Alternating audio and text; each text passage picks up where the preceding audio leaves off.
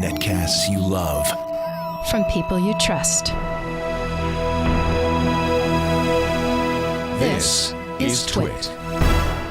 Bandwidth for frame rate is provided by CacheFly at CACHEFLY.com. This episode of Frame Rate is brought to you by Shutterstock.com. With over 1 million high-quality video clips, Shutterstock helps you take your creative projects to the next level. For 25% off your new account, go to Shutterstock.com and use offer code FRAMERATE9.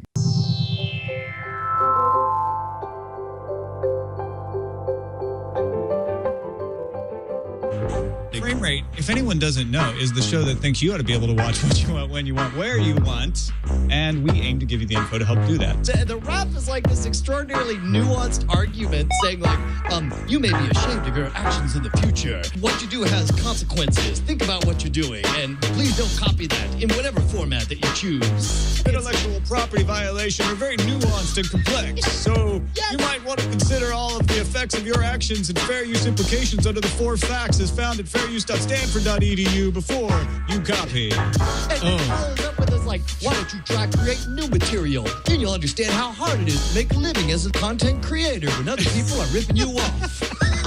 So, like, unless you want to release your material in some kind of Creative Commons license, and there's many options that you can choose from. Very nuanced and complex. Copyright is complicated. So don't copy that floppy. Unless it's Just don't do anything. Don't leave the house. Yes. Just too dangerous. Our first big story is about how piracy is helping Netflix.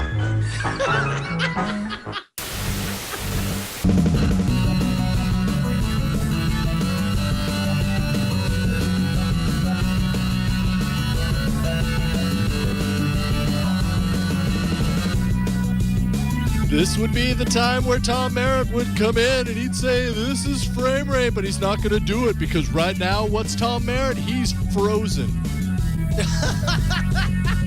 You know what? That's perfect. Let's just leave Robot Tom exactly how he is for the rest of the show. And then I'll get to express all of my opinions. Finally, I've usurped Robo Tom and destroyed him. Howdy, beautiful people. I'm Brian Brushwood, flying solo on Frame Rate for just a moment. Very good cover on that, Jason. Nicely done. I'm sure you're getting Tom back on the line. Oh, yeah. I've got little beads of sweat collecting on my forehead right about now. So. Well, that opening video was a mashup of us discussing the "Don't Copy That" from last week. Wait, am I late? No, you're right on time. I was just explaining to the nice people, Tom, that that was put together by Gatawag in the chat room. Brant Hughes, very talented, making us a meta rap about copying content, and he killed it. It was freaking awesome. Well done, Brant. Yes, nicely done, Brant. I hope that will teach everyone about copyright law.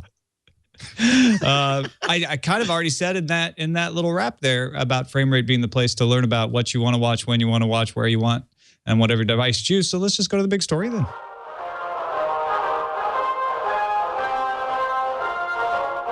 This just in, the big story. This is one of those stories that at first glance you may not think it's a big deal or going to affect your life all that much, but it's going to have knock-on effects that will affect your life. Nielsen has announced that next year, September 2014, they will start doing digital mobile device ratings. Only for live TV, right? So you may think, well, what's the big deal there? So if I'm watching some YouTube video, it's not going to count. But if you're using Aereo on your mobile device, if you're using Slingbox to watch your TV shows, if you're using the ABC.com app, for instance, which has some live TV on it now, that will count. Any live TV you watch on mobile and on phones, tablets, anything, will count in the Nielsen ratings after that. And the reason that's going to affect your life is that right now, it's a different strategy for a network that's broadcasting a show to a mobile device than it is for a show that's broadcasting to your regular television. Nielsen solved this for set-top boxes. They already include those ratings. We talked about that on Frame Rate a while ago. Now this will say, you know what, you don't have to think about it separately. That will all those views, Aereo included, so one of the objections to Aereo goes away actually here, will now count in the ratings for Nielsen starting September 2014. You know, and I was thinking about how you were watching the local Austin news on your, was it the Roku? You were doing the live, the Ustream? Right. Like, will they be able to count that kind of thing as well? that is already counted. That was something Nielsen added when they started addressing the set-top box issue. So if you have a Roku hooked up or an Apple TV hooked up right now. No, but I mean like on your mobile device if you're using Ustream or going to that channel. Right. No, okay, good point. If I'm watching the mobile version of that, not the Roku app, I get what you're saying. Yes, all of a sudden now that counts, whereas right now it doesn't. And as I mentioned, one of the big gun arguments against Aereo from broadcasters is, hey, they don't get counted in the ratings. Now they do. Right. Well, and keep in mind, and you nailed it. It's one of those. This is one of those headlines that immediately gets us excited, and then you read the fine print, and then you find out that yet again it's a baby step in the right direction. And that's, you know, if it's spoiler alert, that's a recurring theme here on Frame Rate. Is you get really excited about the idea of something, and you're like, well, it's not quite where you want it to be, but at least it's a step in the right direction. So again, you know, Nielsen apparently not fast to rush into anything all willy-nilly, but at least they are, you could tell they're taking a long-term view in that direction. And again, it's like, part of me is like, well, why not count the way we watch stuff on Netflix or Hulu or whatever? And the answer is, the short answer, at least for Netflix, is why should Nielsen ever count Netflix for anything? Because the only reason Nielsen gives numbers is to sell ads so that people can know how many people are going to see their message. And if you got a service like Nielsen, then or with Netflix, then kind of what's the point of it? Right. It makes sense for Hulu. Hulu's showing you current shows and selling advertising.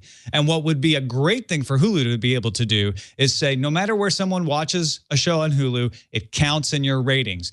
Right now, that is only going to be true if you're watching a show live and Hulu doesn't show you stuff live. So this doesn't help them at all. But maybe eventually Nielsen will come along and say, okay, like we do for DVRs, we're going to add airing plus 3 days, airing plus 7 days, airing plus 30-day ratings that will include on-demand sources like Hulu and the ABC.com apps, et cetera, et cetera, et cetera. But yeah, Netflix is never going to care about this because Netflix is like, we want your $8 to show you things. And we don't really care what those things are, except in so much as it informs us what things to buy and add to the service down the road. You know, and it's weird too, because we're kind of seeing two different models quietly competing. Because on the one hand, the reason Nielsen ratings are so important is because they're able to sell advertisements tied to a specific program, as well as a demographic. You know, Nielsen, the ratings tell you what everybody's watching, how popular the show is, what kind of people are watching, so you can target it. But also they make possible ad buys for specific shows. Whereas on the flip side, you have the way YouTube is trying to push everything, which is no, don't buy shows. We don't want to let you buy shows. We don't want to give. I don't want to say we don't want to give the power to the shows, but they say you can buy a demographic, and you know, because YouTube's push is to get the ad out to all of a certain subcategory. So I wonder. I mean, is this? I mean, or am I wrong to even think about these as competing worldviews or things that they're pushing, or like what's the difference? I do think they are different worldviews, but maybe not as much as it sounds. For instance, I know from my experience at Tech TV that when a network sells on the Nielsen ratings, they're selling a demo. They aren't selling the show all that often. They're usually saying, hey, you want to reach 18 to 34-year-old males with a $70,000 or more income? Here's a package for you. But it does play in. And we were always able to sell these shows that agencies liked, like Silicon Spin or Titans of Tech, the bio program, when we couldn't sell shows with higher ratings because they were like, I just don't think that's really our audience or the message we want to be attached to. So it does play a part. YouTube is fighting that, saying, oh, we're just going to sell you people. You want the people? We'll deliver the people. Don't look too closely. But I know that it fudges that way on YouTube sometimes as well. And I don't know this as directly, but I've heard tell that sometimes people are like, yeah, but this is going to get me on Daily Grace, right? Because I really want to see my ad on Daily. You know, there's always going to be those pressures. There's a prestige to it. There's that halo effect of like, everyone loves that Breaking Bad. I want to be associated with meth. So please get me on that show. Everybody wants to be associated with meth. I mean, come on. Who wouldn't? It's the in drug. Yeah, exactly. Yeah, well, and the other part of this variety story that I thought was curious is ESPN has not been waiting around. They've created their own version of the ratings system. And recall, Nielsen's kind of the only game in town these days. They're buying Arbitron. And Arbitron was focused on radio, but still, now Nielsen is like, hey, we're de facto monopoly in this space. ESPN's got a thing where they're using 14,000 mobile devices from ComScore's tracking of plus a million PCs from ComScore, plus 70,000 portable people meters from Arbitron, which we'll see if Nielsen lets them keep doing this, actually, once Nielsen finishes buying Arbitron. And they create a much richer picture of what's going on with their content. They're going to be showing that off shortly. Well, that'll be interesting. We'll continue to see where things go. But, you say that Nielsen's the only game in town, and I guess they are for the major advertisers. But meanwhile, and I keep thinking about the YouTube competing thing, where it's like you get a breakdown of demographic of who your viewers are. When I say Nielsen's the only game in town, I'm talking about television, broadcast television, cable television. You're right. It becomes a whole separate. Google is the big game in town when it comes to buying ads online, right? Yeah. So those are two titans starting to head on a collision course there. Of Google, I believe we have another big story.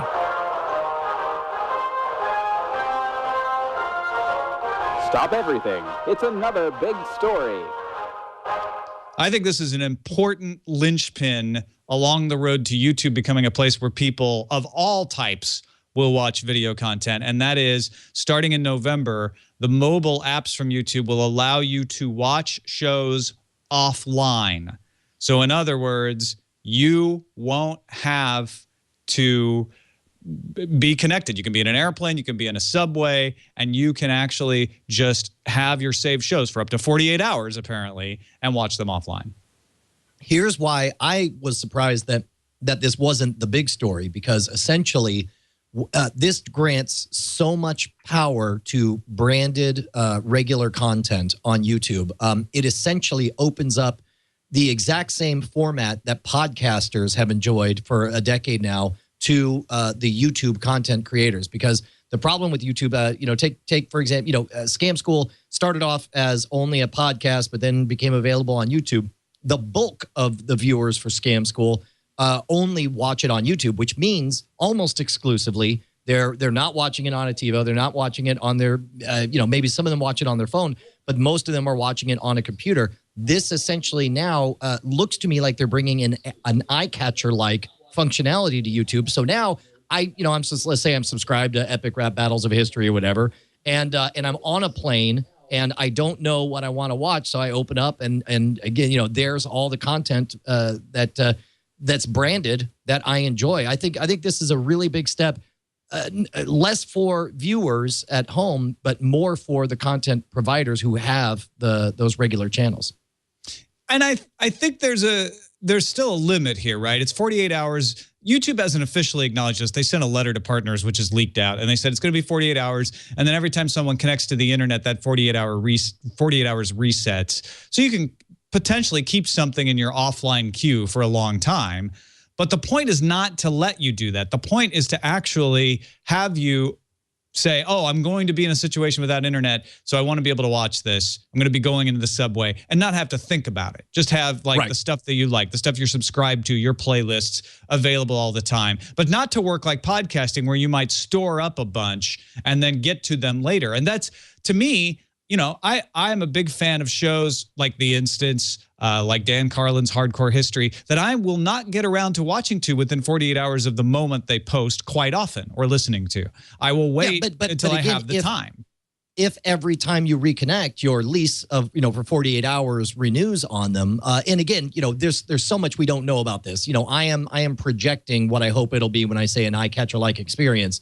But I don't know. I think you could kind of have all those built up. My guess is that you'll be able to decide how much storage space you want to use, and probably decide what quality of video you want to be able to store on your device, and which programs you'd like to automatically have cached or hold on to. And there's probably going to be options where you can watch it and then it has it automatically scrub it and delete it. Or you could watch it and say, you want to keep this, or are you done with it? The big thing they want to avoid is having this be an iTunes-like experience where you buy a thing and then you have it forever. They want very much to hold on to the fact that, no, you are watching our content. We're letting your leash go a little bit longer into the offline world. Just, as long as you check back every 48 hours, and we're able to, continue to get these numbers on how long you're watching and how much you're paying attention to. Well, the big thing is advertising, right? Advertising campaigns change frequently. So 48 hours later, they have a whole new advertising campaign they want to feed to you. That old ad that got fed to you is no longer acceptable. They don't want to count that anymore. So that's why they put the limit in there. And I understand why they do that. If this works seamlessly and people are connected to the internet often enough that it might, then I think this could be a huge, huge win for YouTube in convenience, in that all of a sudden now these shows that I like on YouTube, but maybe I don't watch them often enough because I don't think they're like, they're not stored. And then I might have to go, Dr. T was talking, he's like, well, I just download them on my PC and then I sync them over my mobile device. I'm like, that's too much trouble. I don't want to do that. Now I won't have to. And so maybe that's a good thing. We'll see how it works. Let's take a break and thank our sponsor for today's show, Brian. You know, I've got a new book out. I don't know if I told you that a million times already, because I probably did. Wait, you wrote that book? I just thought you were reading that book. It sounded like an amazing title. Oh, yeah. No, I wrote it. It's self-published. You know, it's not that big of a deal. But the key is, Brian, I need to make a book trailer. And I don't have a lot of time and money to go shooting a bunch of stuff. I need some stock footage. Where could I find some stock footage? At the old footage stockyard. They're $10,000 per clip, and I don't recommend them. But you know what you could do? So you could use our sponsor over at Shutterstock. Shutterstock has affordable stock imagery, and it's not just photos. You say photos, but look at this. You got video. You got. I understand they add 10,000 new pieces of media every single week. And look at this. You could have like spaceships, and you could have wormholes. Where's this set? Is it set in space? Yeah, it's set in space. Okay, well, good. Are there some asteroids in space? Yes, asteroids, mining. I can mine. I could show the mining things. Oh, you know what? I'll bet you could see what happens when you type in space mining on there. I'll bet you. Well, they have a pretty crazy search engine at Shutterstock. You can search by mood and color temperature. Look at that. There's space mining.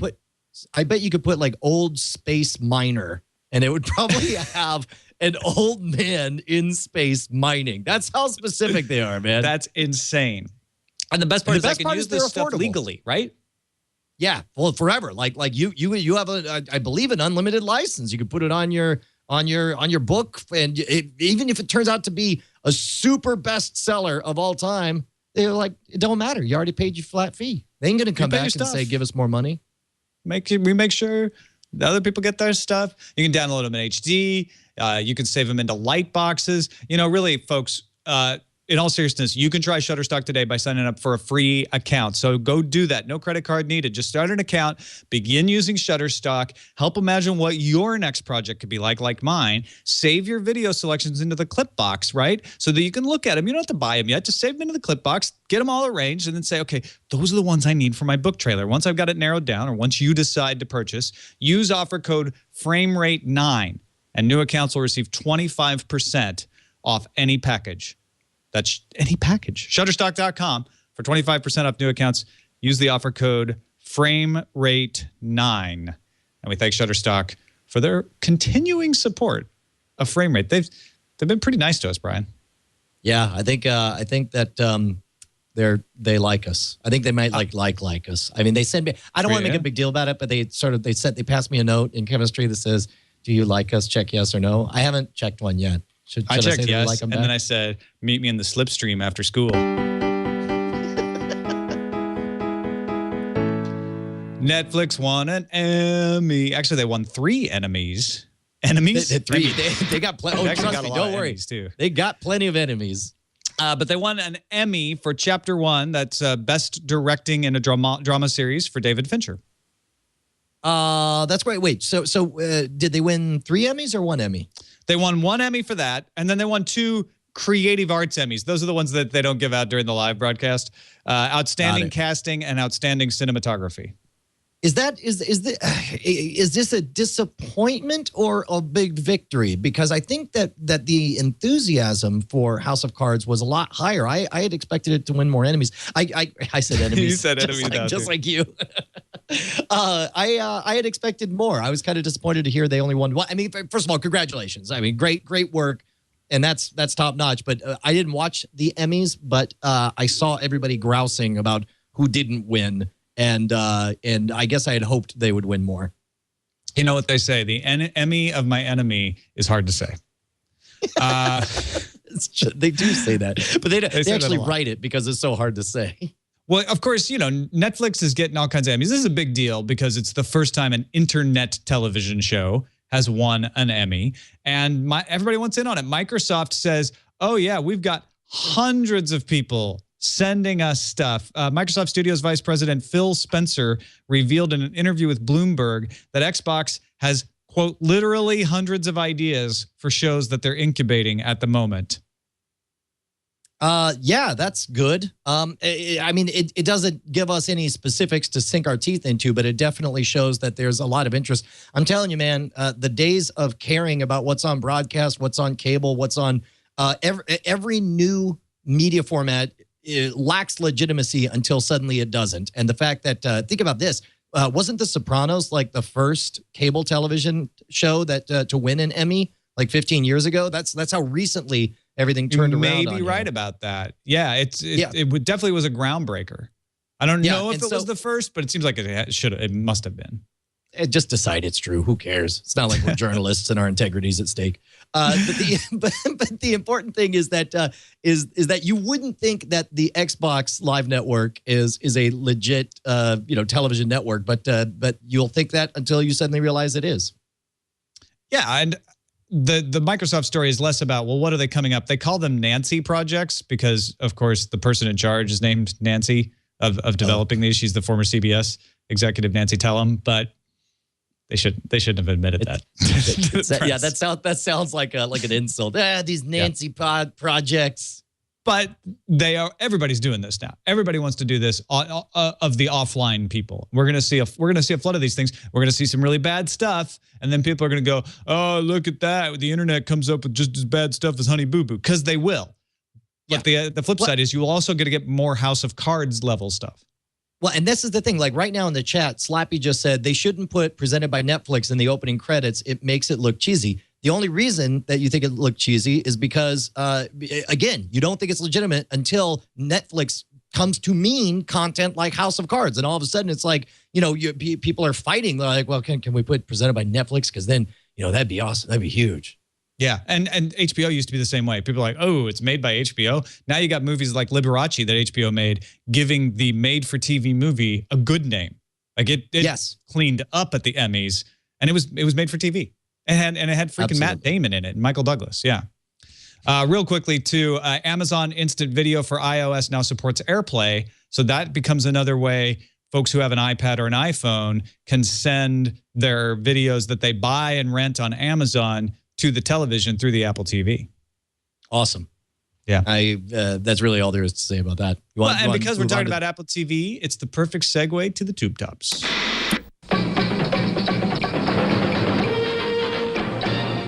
Brian, this is really somewhat of a gaming story because Valve, the makers of Steam, announced that they're going to come up with an operating system. And actually, in a couple days, they may introduce some hardware for living room gaming. But what intrigued me about this story is that they also said, oh, yeah, we're also going to do, music, movies, and TV shows, although they didn't name any names. So we don't know if Netflix is involved or what. Well, they've been flirting with this idea for a very long time. I think we talked about the fact that they launched Big Picture mode for Steam, last year. These, again, little baby steps, sort of setting up the infrastructure.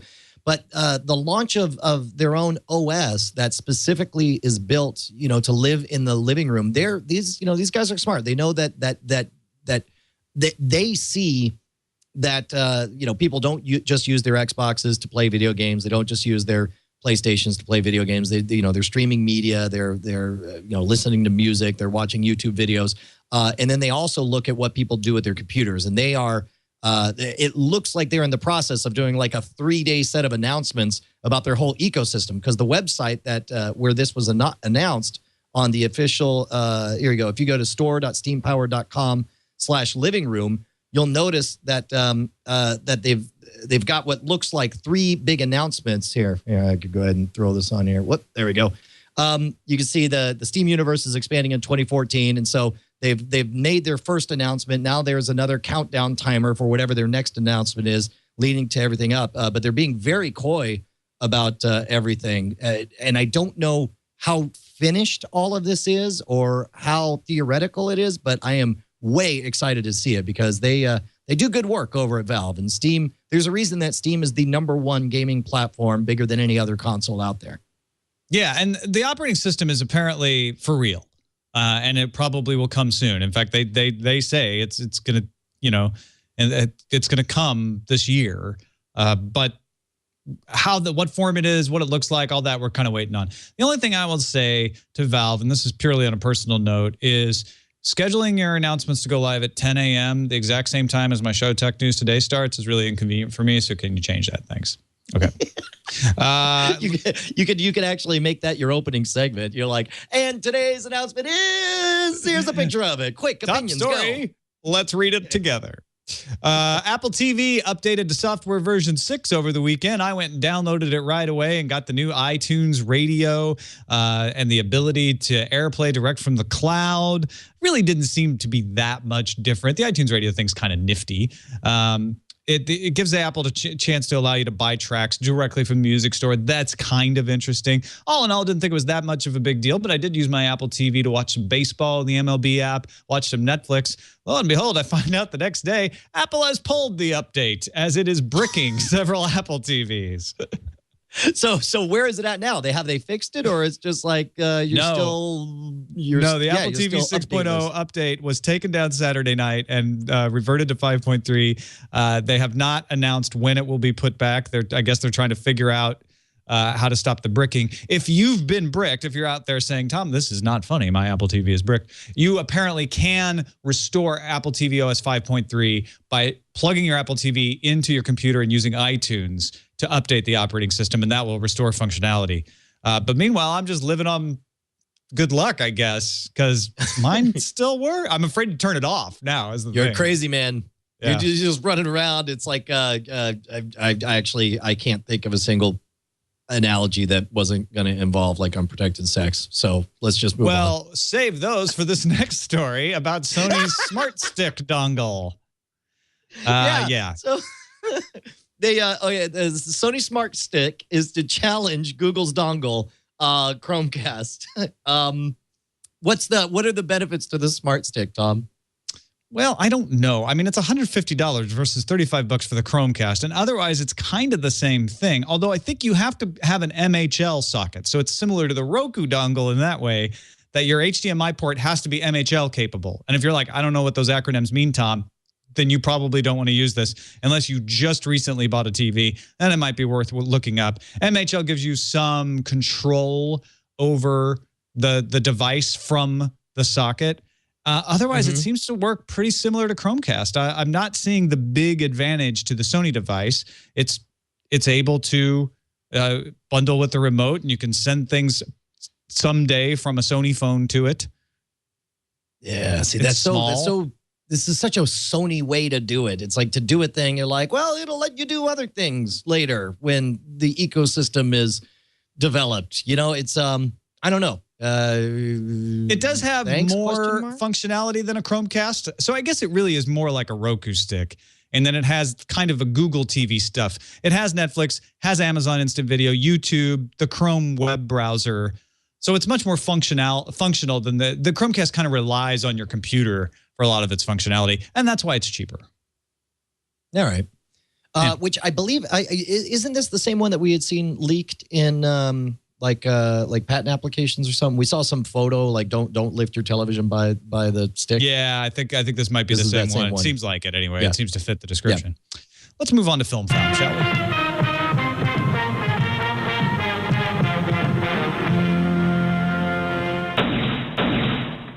You know, those of you who've watched the show for a long time understand that Brian, especially, and myself now included, have a little bit of an obsession with the Dark Tower. Yeah, well, I mean, let's face it. There are people who are a little bit more obsessed with the Dark Tower than we are. Sure. Namely, Roland of Gilead. Exactly. Yes. But in this case, you know, we followed the story. At one point, we heard that that is definitely confirmed. There's going to be 3 movies directed by Ron Howard. Then it was there's going to be 3 movies and 2 television shows that take place in between certain movies and so on.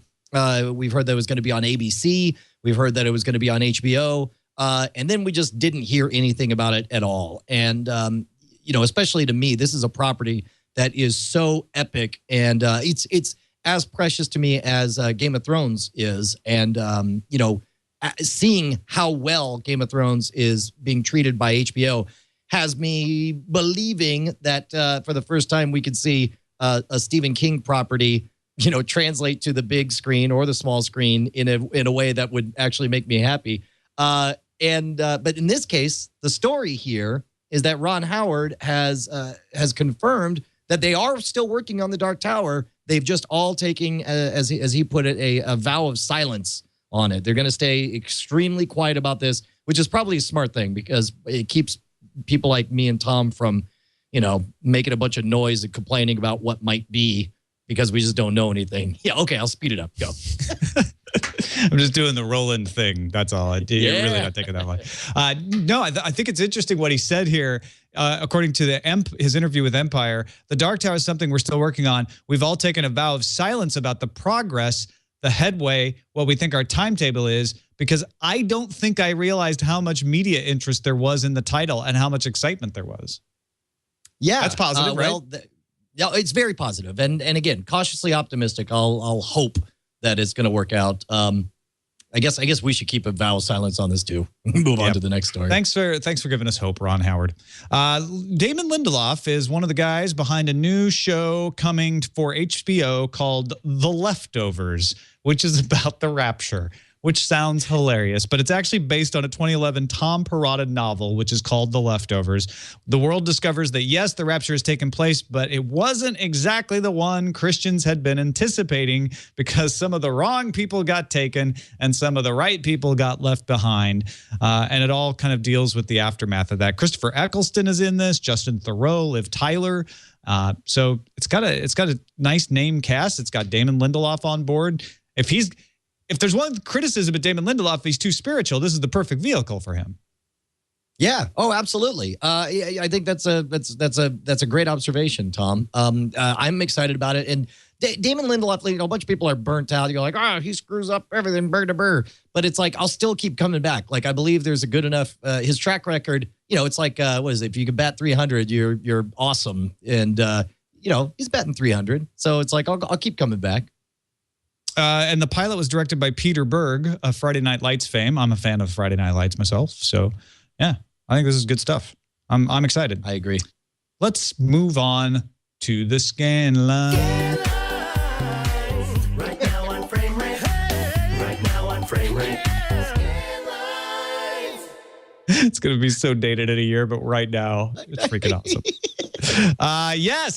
So Hulu's acting CEO is talking at the IAB conference saying we're absolutely seeing pitches on not everything, but most things. People know us and they know the things we've gone after, even if they think it might be more money than we're willing to spend. They know. He's basically saying the same thing as Microsoft, like, oh yeah, we're rolling in scripts now. Everybody wants a piece of the Hulu.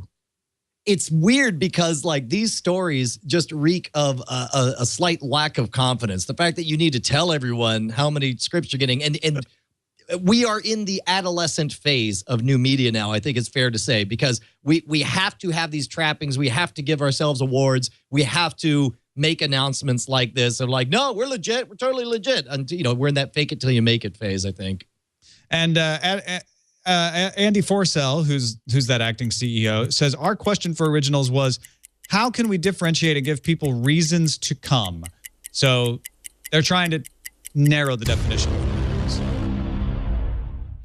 So this story, and I think you snuck it in last minute. I may need you to guide me through it. The headline reads, Netflix doesn't want Twitter to spoil Breaking Bad for you. Like, is there something that they're doing to Twitter or some way? They have created an app. So if you go to this website, you will be able to log in with your Twitter ID, and they will block any Twitter posts that have trigger words that they feel are the kinds of things that are spoiling Breaking Bad. And this was made by Netflix proper? Yeah. That's brilliant. It's just a promotional vehicle. Well, and especially like, I wonder also how vague they could be. Because like sometimes, like at certain points, like I guess you'll just see it like OMG, OMG, OMG, OMG, but it's like those vague almost spoilers. They're like, well, now I know something happens, or I might intuit. I wonder how effective it's going to be is what I'm getting at. Sometimes it overreaches, apparently, but spoilerfoiler.com, if you'd like to check it out. Very clever. Cox Cable has ended its internet TV trial in Southern California called Flare Watch. This was a cloud DVR service and 90 channels delivered over the internet in Orange County, California for $40 a month. They have given people some credit for being part of the test. One customer who was part of the trial said he loved the service, especially the cloud DVR. Flare Watch customers will get a refund for any purchased hardware and for Flare Watch's monthly fees. I don't know. The test is over now. I guess we have to wait and find out if the test was successful. I mean, it is kind of a weird thing. You'd think if the test was successful, they just keep doing it. But of course, it's one thing to determine, okay, we've got a thing and consumers like it. Here's what we did right. Here's what we did wrong. And then it's another thing to have to decide the marketing, the promotions, the pricing, all of the specifics that make it a viable product for Cox to offer. If I'm going to predict, I'm going to say it'll come back because Google Fiber is going to be leading the charge on this kind of thing, and they're going to have to compete. Dish wins again. I'm a huge fan of Dish, and even though I don't have it at all, but I love their antics. The federal judge in New York refuses to ban Hopper. Hopper, of course, is the service that automatically carves out the commercial breaks, essentially editing your feed. And I'm impressed and surprised that they're standing up to the legal challenges on it. Yeah, this is, again, not the end of the court cases. None of these court cases ever seem to really come to an end unless they go to the Supreme Court. But it's the third favorable federal court decision in favor of Dish regarding the Hopper. So they also refused Dish's request to prevent CBS from seeking to get out of its retransmission agreement with the satellite TV company. But overall, Dish is winning. They're winning like crazy. Yeah. Wow. Look, we have courts are 12 seconds to spare. Yeah, they're preserving your right to record what you want, when you want, and watch it when you want it. Darn it. That's a victory for the citizens of Frame Rate Land. Yes. First time I had to stretch on Scandal. Good work. It's good. Good Machinima, one of the biggest networks on YouTube, has laid off 10% of its staff, and that could be considered a good thing. Why? They say they're doing it in connection with their growth plan. They plan to invest more heavily in original content and to build up revenue sources outside of Google's website. So it seems to be them saying, you know what, we've decided to get serious about this, and we're not just going to be a YouTube channel. We're going to be, as others like Maker Studios have indicated, we're going to be a big network. And to do that, we need different kinds of people, and we need to put our money in different places. I think they could do that.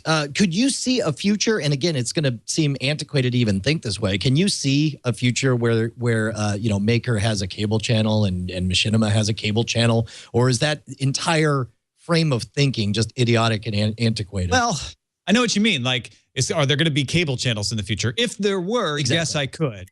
But I don't know that there will be. I think the whole landscape will be entirely different. But they'll have the equivalent of that. Maybe put it yeah. I just wanted to enjoy 3 seconds of silence in the middle of scan lines. Hey, Tom, you excited for the big Pixar movie in 2014? Oh, yeah. I mean, Pixar pretty much has a movie every year. And this one, what's this one about? The Good Dinosaur? Oh, yeah. This is the 2014 picture. I'm so excited for the 2014 Pixar movie. Woo! Well, here's what I want you to do. I want you to take that excitement. I want you to bottle it up, send it in a time machine to the dinosaurs where it'll be pooped on by a triceratops, because there will be no Pixar movie in 2014. Sorry, bro. Production issues. Read between the lines, Pixar, because that sucks. Yeah, in fact, all they're saying is they're not saying what the production issues are, but they are saying November 2015. Sorry, y'all.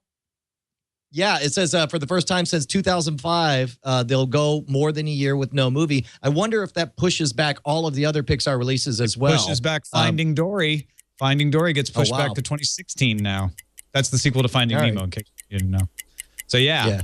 They are messing with Dory and Nemo now. Poor Dory. That's the end of Scanned Lines. And that is the end of Scanned Lines. Thank you very much. Let's talk about what's premiering this week. Premiering this week. This is what's premiering this week. Check it out. You know what, Brian? I was up? going to be real excited about Agents of S.H.I.E.L.D. premiering tomorrow. You were going to be excited, but now you're... Till Joss Whedon messed with my time schedule and made it 1 minute longer than 60 minutes. And that causes a conflict on my DVR now. What's it?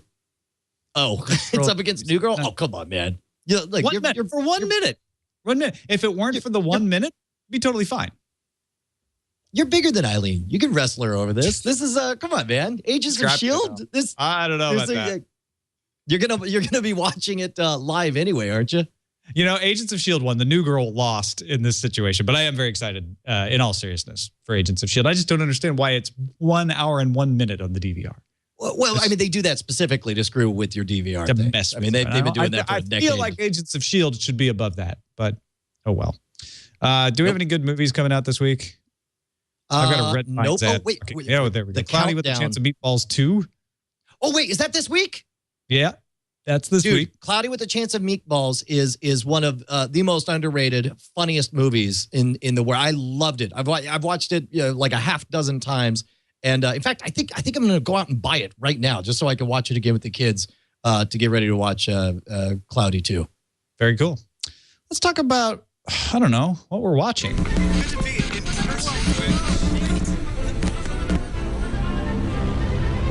What we're watching. Breaking Bad, obviously, will be discussed in the spoiler zone immediately following your local airing of Frame Rate.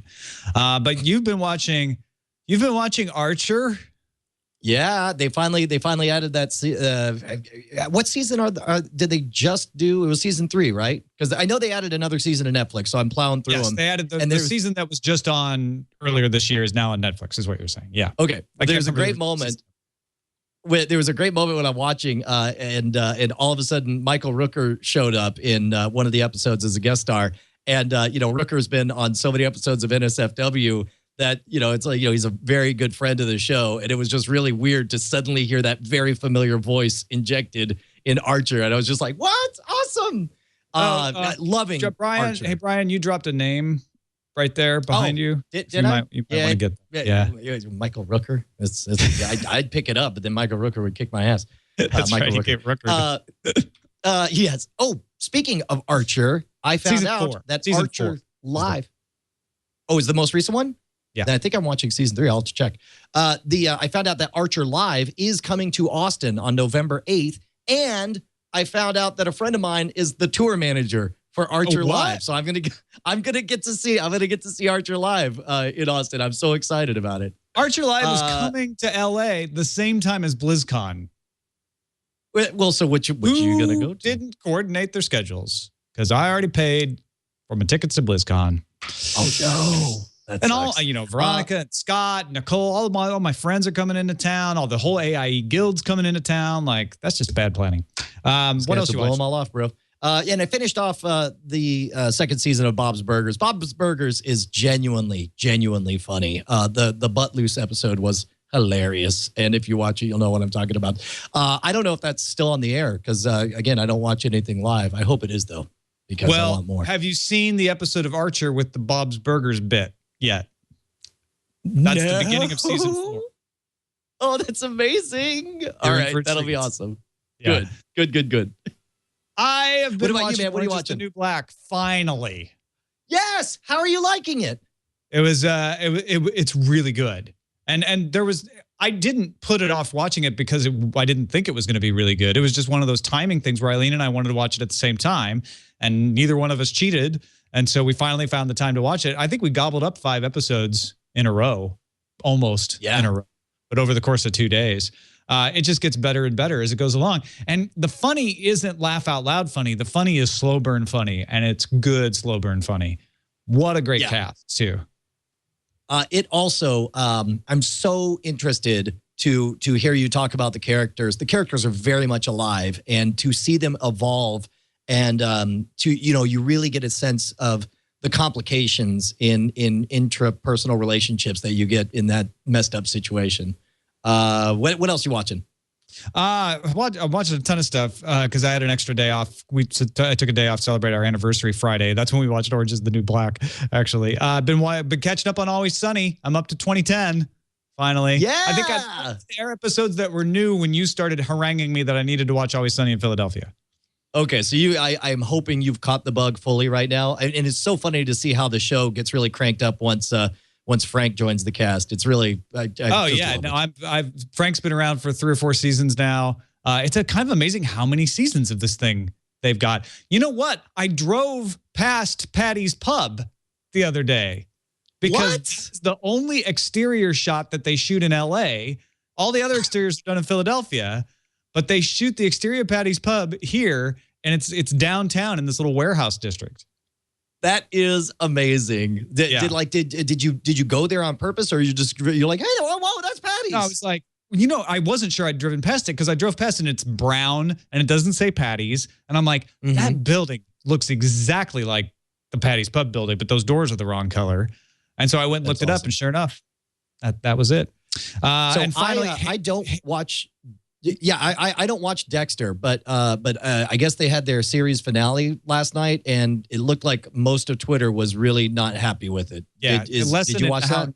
Not to end a show is Dexter, because that is a beloved show and it was done very well.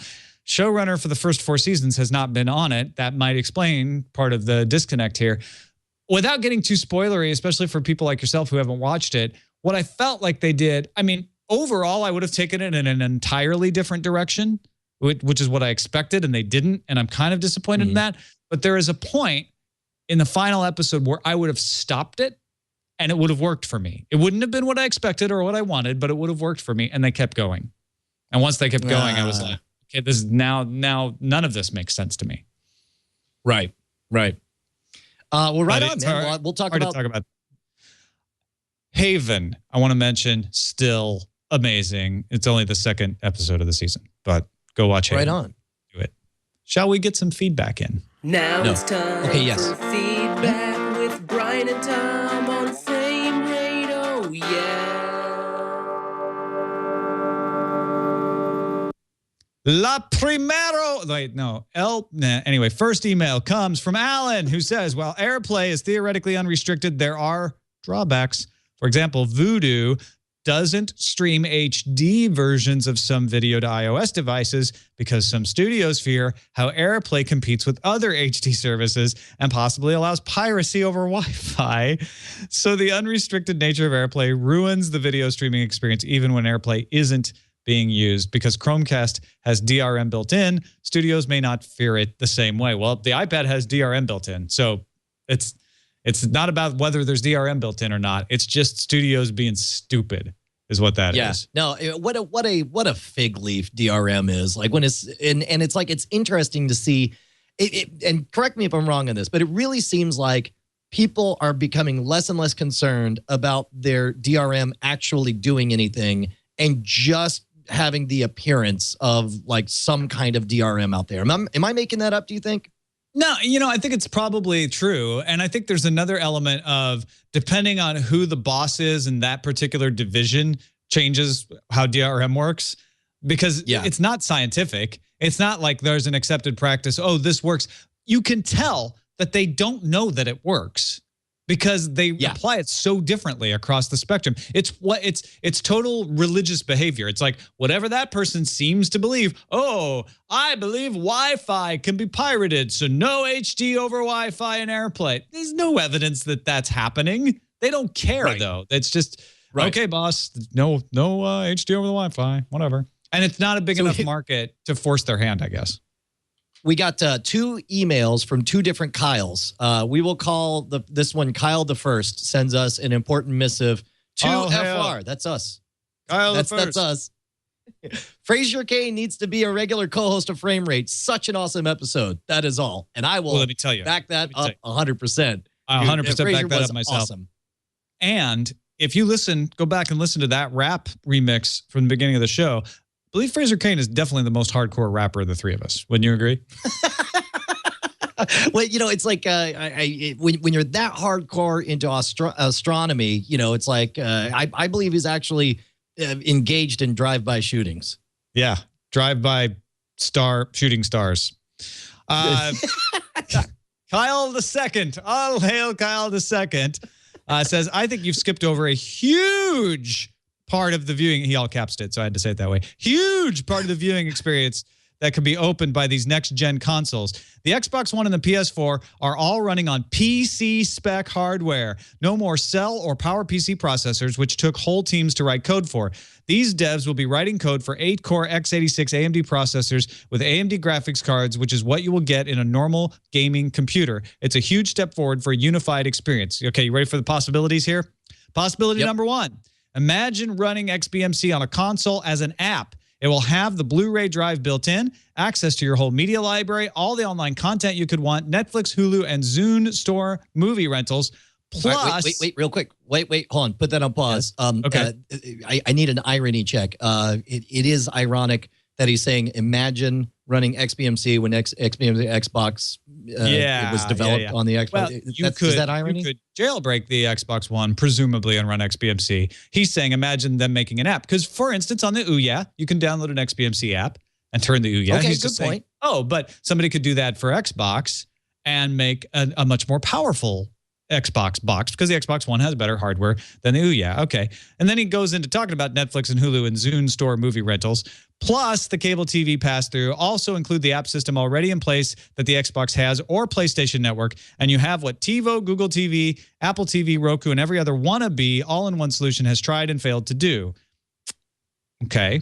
I don't know that that's true because the apps haven't been made. And I don't know that there are any significant apps that aren't available on the other platforms that are on the Xbox. But maybe there will be. He says, then you can take all of that using your Xbox Live account and transfer it to your laptop or desktop since it's all compatible code.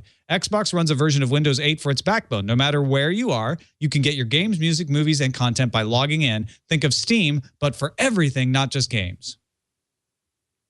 I do believe that that's where we're headed, and that's the final vision of everything. I don't know. I mean, I guess so I can log in on my Android phone and get my Xbox Live? I don't see why you couldn't. I mean, you got an Xbox app on the iOS that I can do it on iOS. Can I do it on OS 10 and access my movies? Maybe that's the possibility. That's what he's selling. I don't know. Are you buying? I'm not buying because I'm not sure all that stuff's possible. I think Microsoft really wants to keep you in the Windows world. This is the real conflict. Is he's talking about it from a hardware perspective. This is what's easy to do and possible because you have a unified architecture. It's easier to program. You could do all of these things, and who knows? Maybe you'll see all of it happen. By third-party pirates or whatever. But the problem with the media in general, it's the existing licensing agreements, it's the windowing, it's the people wanting to keep you in their own walled gardens and build their own brands. So it's like that's what's going to stop this. The other thing is it's expensive. And what he's saying all makes sense if you really value video games as an important part of your daily meal, and a lot of people do. And so this is going to make sense for them to say like, oh, okay, yeah. But for somebody who doesn't care about video games, they don't need all of this hardware to run high-definition video. They can run perfectly good high-definition video off a smaller processor that's cheaper, and that's why the Rokus and the Apple TVs and all those exist, because they realize, oh, I can sell a $60 item or a $35 item and still provide great video. And then the thing about apps, Microsoft doesn't have the robust ecosystem for apps. Apple does. They're not using it on Apple TV yet, but they have it, and Google does, and they are using it on Google TV. Just not a lot of people are picking up Google TV. So they all are missing pieces. I'm not sure that Xbox is all of the things, but very thought-provoking email from Kyle. So good stuff, man. I also liked this quick note sent to us from Steven in the UK. He says, Chromecast is like a remote for your TV. AirPlay is like your set-top box. I thought that was an interesting comparison. I don't know that I 100% see it that way. I mean, I guess it is because like you've got the full hardware in your hand. It's just instead of a set-top box, it's in your hand is all. But yeah, I can see that. He goes on to say, keep up the show. You guys have saved me over 80 pounds a month. Wow. So he's losing a lot of weight, apparently. My cable is fly cut, and we have no live TV whatsoever. We use Roku, Xbox, PS3 tables, and PCs, US phones. I don't know if that's us phones or a mistype or whatever. I always planned on dropping Sky TV once fiber arrived. It did Christmas 2012, and the family and I don't miss anything. It's a good job we have unlimited data. As so far this month, we are at 450.29 gigabytes over our 80/20 connection. Congratulations. No kidding. Good job. He says he's been watching the show since episode 1. Thank you, Stephen. Oh, thanks, Stephen B. It's like all analogies. It breaks down if you look too closely at it, because obviously Chromecast isn't like a remote in that it can't switch back to other things, other inputs, etc. But I like this analogy a lot, because Chromecast is sort of like, hey, take the things from the internet and control them and watch them on the TV. Right. Whereas AirPlay is like, we have the things for you to watch. Here, select from them. So I kind of see where he's going with that. Yeah. Well, my friends, that brings us to the end of another frame rate journey. I hope we've helped you learn a little more about how to take control of the stories you like to view and cut those cords if you are so inclined. Yeah. Or if you're not, like, we're going to physically force you to cut your cords. We're going to show up in the middle of the night with a knife and just start slashing all your cords. Hey, man, don't forget that if you want to chime in, write us at fr@twit.tv or framerate@twit.tv.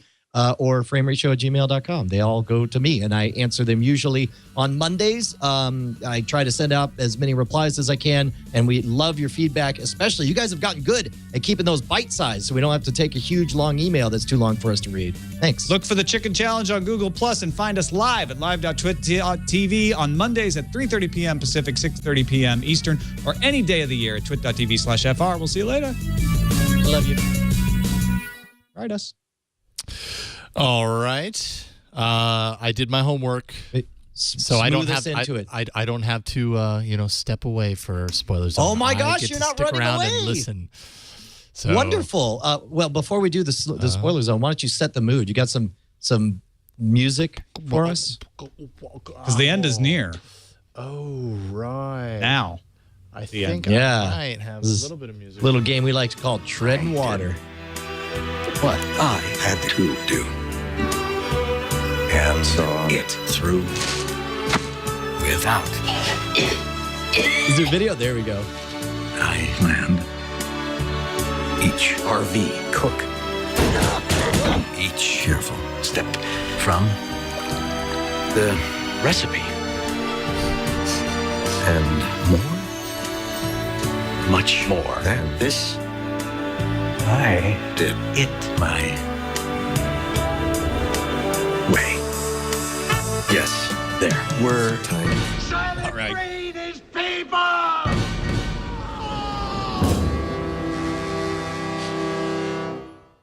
A little teared up there, Brian. So far. It's all coming to an end. The journey is finishing. The end is near, and he did it his way.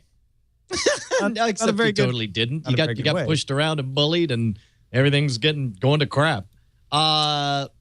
Man. So what did you hate about this episode, Brian?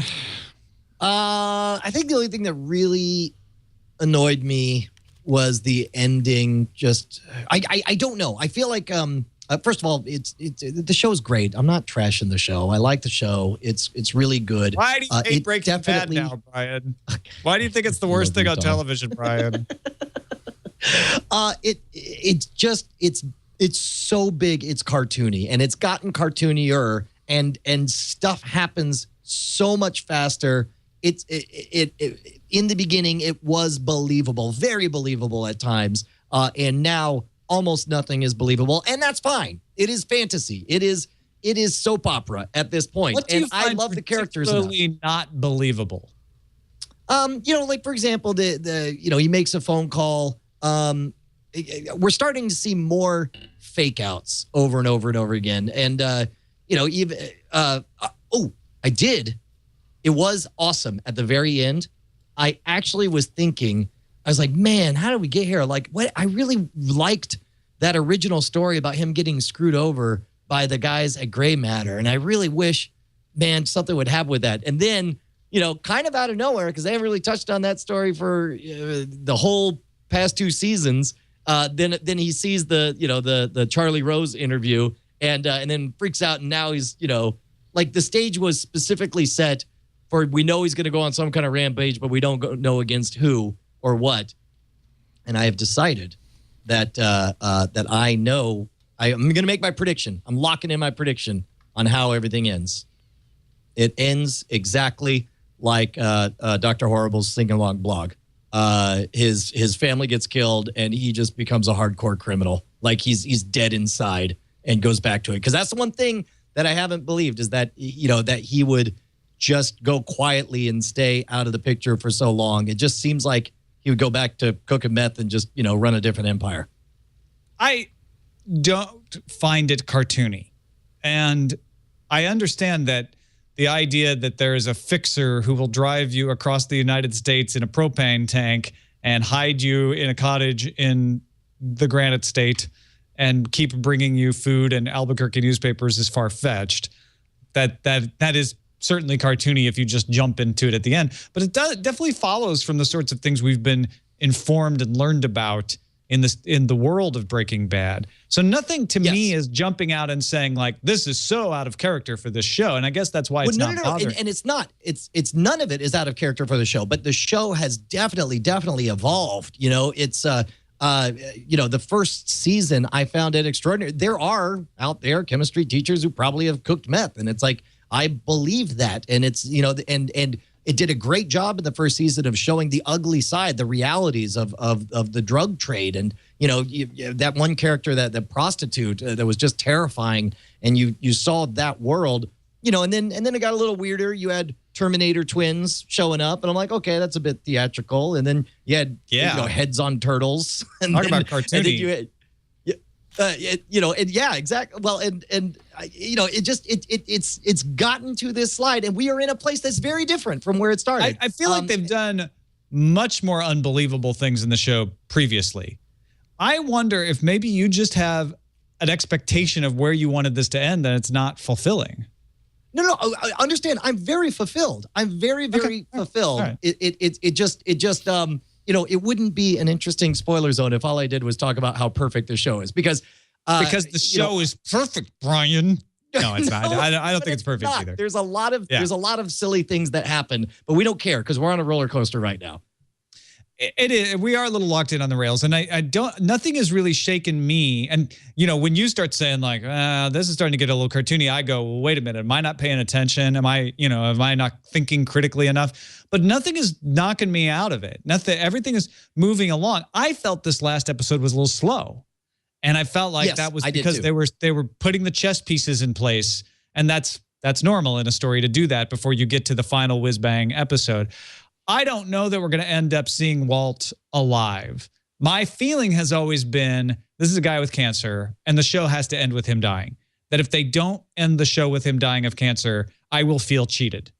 So I will actually bet you money it's not what you say it is, because I will feel like, no, the story here should be, what legacy does Walt leave after Breaking Bad?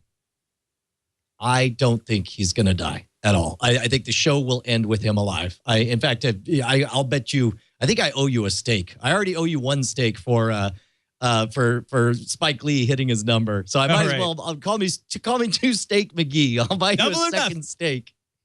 But as far as like there are I guess if I was going to complain, the fake out this episode was we spent like 20 minutes watching Jesse try to escape and then not escaping. And I guess it was interesting. But it just seems like they just lead down these paths and then they turn around and you're just back where you started again. Which again, that's what roller coasters do, right? They take you up and down and in circles, and then you end up right back where you started. But this show has always done that, right? Just when you think everything's going to turn out okay, it doesn't. And that's good. It is a compressed timeline. Do you think it was too much to have them kill the mother? To kill her, to have it was very gratuitous. Yes, I mean that's what I'm getting at. It was gratuitous. It didn't take us anywhere, and we just ended up back where we started again. It definitely took us and somewhere. We're seeing more of that. Because here's the thing, right? I'm like, Jesse is at the point where he won't cook again. He wants to die, and the only thing that is going to keep him alive is the hope that they will protect those two people. And so when they go up there, I'm like, well, this is your leverage. You can't kill her. She's your leverage over Jesse. Then when they kill her, I realize, and then they say it right away, there's still the boy.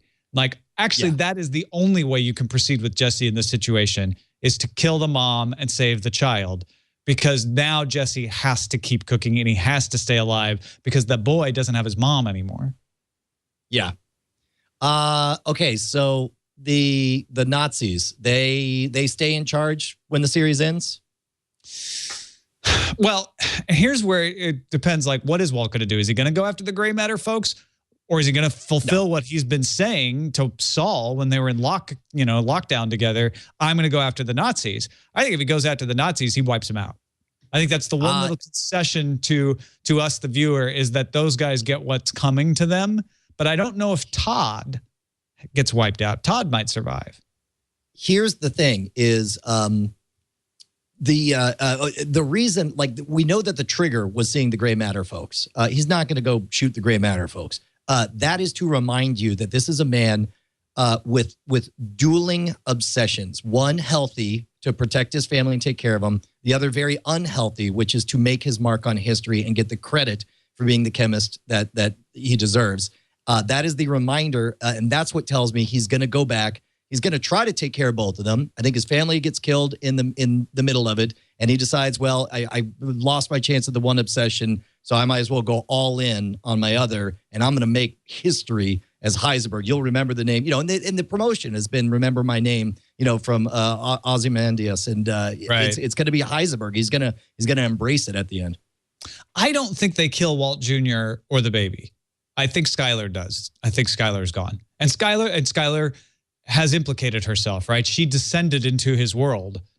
And so that is retribution in the context of the story. She'll get it. Yeah. I think Walt Jr., Marie, and Holly are the only whites that survive at the end of this. Although you think Walt will, so I don't know. Yeah, I do think he's going to come in. I think he may.